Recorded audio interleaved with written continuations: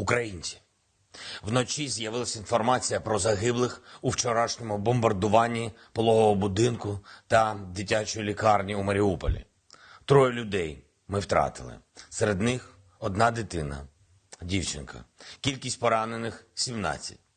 Це діти, жінки, медичні працівники. Знаєте, на російському телебаченні згадали цю тему. Вона була у них на ток-шоу. Але жодного слова правди не сказали. Росіянам збрехали, що нібито у лікарні не було пацієнтів, а в пологовому будинку не було жінок та дітей.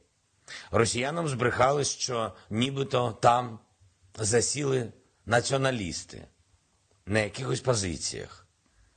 Вони брешуть впевнено, як і завжди. Воєнні злочини неможливі без пропагандистів, які їх прикривають. Хочу сказати їм одну річ. Ви будете відповідати так само, як і всі ті, хто наказує скидати бомби на мирних людей. Ми знайдемо всю власність пропагандистів та пов'язаних з ними осіб. Ми зробимо все, щоб конфіскували її всюди, де б вона не була. Ви ж любите багате життя, любите благополучні країни. У вас цього більше не буде. І це тільки початок. Вас притягнуть обов'язково до відповідальності за співучасть у воєнних злочинах. А потім це обов'язково буде. Вас зненавидять громадяни Росії. Всі, кого ви зараз постійно, щоденно, багато років поспіль обманюєте. Коли вони відчують наслідки вашої брехні, відчують по своїх гаманцях, по можливостях, яких стає дедалі менше, по вкраденому майбутньому російських дітей. Війна ніколи не буває ізольованою. Вона завжди б'є і по жертві, і по агресору. Агресор просто пізніше це розуміє. Але завжди розуміє і завжди страждає. Сьогодні ми знову забезпечуємо гуманітарні коридори для наших міст. Автобуси вже вирушили, вантажівки вже в дорозі, з їжею, з водою, з медикаментами. Маріуполь, Волноваха, Ізюм, Суми і область, міста і містечка Київської області, Буча, Бородянка, Ірпінь, Гостомель. Серце розривається від того, що окупанти зробили з нашими містами, з нашою державою, і від того, що вони хочуть зробити з нашими людьми, які потребують термінової допомоги. Російські війська вже створили гуманітарну катастрофу в Україні, але це для них частина плану. Вони хочуть принизити наших людей, щоб вони на колінах брали хліб і воду з рук окупантів, щоб українці могли врятувати життя, тільки поїхавши на окуповану територію або в Росію. Тому вони блокують Маріуполь, тому вони блокують Волноваху, блокують і інші міста. Окупанти спеціально організовують це знущання, щоб дати своїм пропагандистським каналам новий матеріал тільки для цього. Просто потвори. Попри все, вчора щогодини надходила оновлена інформація про людей, яких вдалося вивести на вільну територію України. Загалом за вчорашню добу, плюс ще тих, хто не встиг до ночі і продовжив евакуацію вранці, вдалося врятувати більше 60 тисяч наших громадян. Говорив сьогодні, зокрема, про це з канцлером Німеччини Шольцем, про знущання, яке переживають наші міста, наші люди. Говорив з президентом Франції Макроном.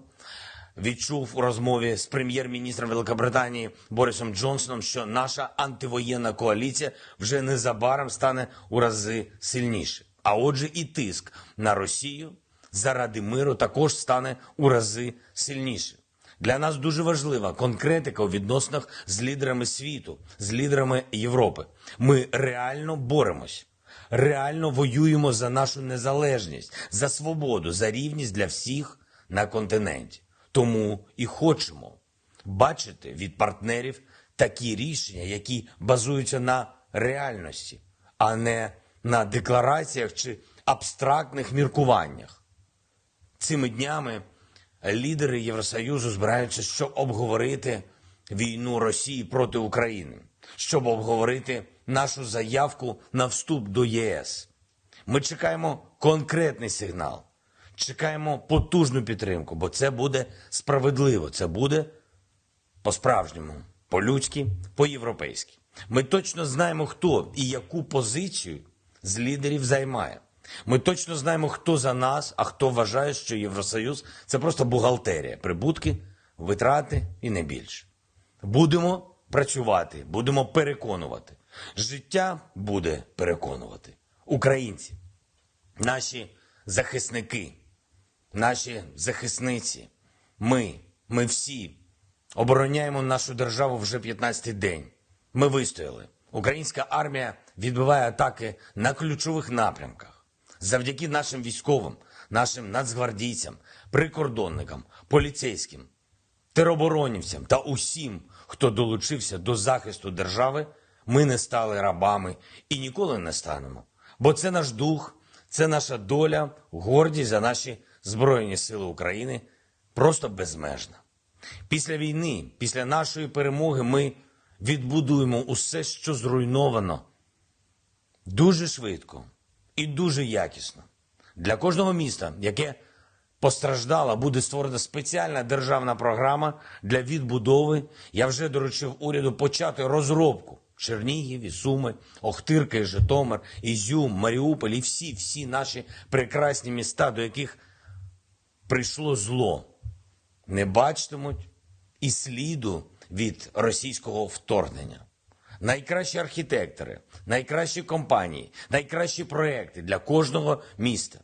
Я хочу сказати про це на прикладі Харкова, нашого Харкова, який зараз переживає найстрашніші страждання, найстрашніші з часів Другої світової війни. Салтівка, Олексіївка. Можливо, більшості українців ці назви нічого не скажуть, але харків'яни почують, площа Свободи буде такою, що там буватимуть усі.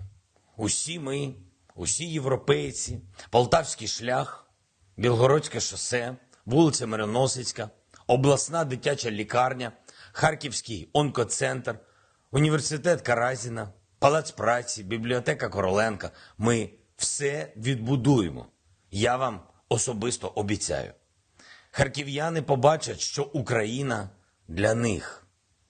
І це по-справжньому. Слава Україні!